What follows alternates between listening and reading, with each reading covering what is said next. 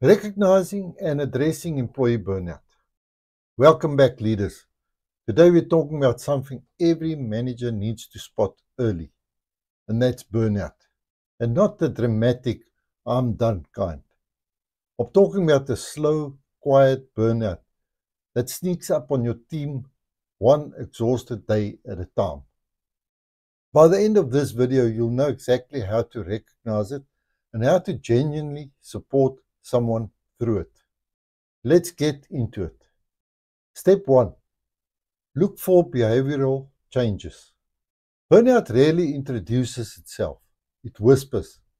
You might notice someone who used to be bubbly is now quiet, or someone who was always punctual starts arriving late. Someone who loved challenges now even avoid the smallest of tasks. Your job, pay attention to patterns, not moments. If you see a shift that lasts more than a week or two, that's a signal, not a coincidence. Step 2. Initiate a supportive conversation. Approach them gently. No pressure, no judgment. Try something like, "Hey, I've noticed you've been a bit quieter lately. How are you doing? Anything weighing on you?" The key is to make the conversation feel safe, not like an interrogation. You're opening a door, not demanding they walk through it. Step 3. Reduce their workload temporarily. If they're experiencing burnout, ask them to push through it. It's like telling someone with a sprained ankle to run a marathon. Give them breathing space. Maybe you can remove a few low priority tasks, extend a deadline, or reassign something that's been overwhelming them. Short-term relief can prevent long-term collapse. Step 4. Reassign non-essential tasks. This step is all about protecting their energy. Ask yourself, what tasks are draining them unnecessarily? You're not lowering your standards. You're helping them recover enough to return to full performance later. Burnout recovery is like charging a battery. You can't stay plugged into 10 devices at once. Step 5. Encourage breaks and time off.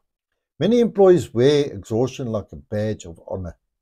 Your job is to help them put that badge down. Say something like, "You've been working really hard. I think a day or two to recharge could help a lot." You'd be surprised how many people simply need permission to rest. When leaders normalize rest, teams normalize self-care. Step 6. Help them set realistic goals. Burnout often comes from pressure, sometimes external, sometimes internal. Sit with them and look at their workload. What absolutely must be done this week? What can wait? What can be simplified? Together build a realistic plan, not the ideal plan, not the superhero plan, the human plan. Remove unnecessary pressures. Sometimes burnout is caused by things we don't even notice anymore. Outdated processes, inefficient systems, because we've always done it this way. Ask them, what's making your job harder than it needs to be? Once they tell you, take action. Even one small improvement can be a lifeline. Step 8. Provide emotional support. You don't need to be a therapist. You just need to be human. Say things like, "I get how tough this has been," or "You're not alone in this," and even, "I appreciate you whether you're at 100% or 60% right now." Burnout often makes people feel invincible and alone.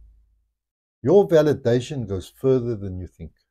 Step 9. Address systemic issues causing burnout. You can put a bandage on a burnout, or you can fix what's cutting your place in the first place. Look for chronic understaffing, poor processes, unrealistic expectations, a culture of fast, lack of boundaries, too many last-minute emergencies. True leadership is solving the root problem, not just treating the symptoms. Step 10. Monitor progress consistently. Burnout doesn't disappear because you had one nice conversation. Check in casually and consistently. Ask, how are you feeling this week? Is the workload more manageable now? Or anything else we should adjust? Your steady presence helps them regain their footing. Burnout recovery is a journey, and you're the guide who makes sure they don't walk it alone. Conclusion. So that's how you recognize and address burnout in a real meaningful way. Notice the signs, create space, offer support, and fix the systems causing the overload. When your team knows you genuinely care about their well-being, performance improves naturally, not from pressure, but from trust. Don't forget to subscribe. Our next discussion will be delegating effectively.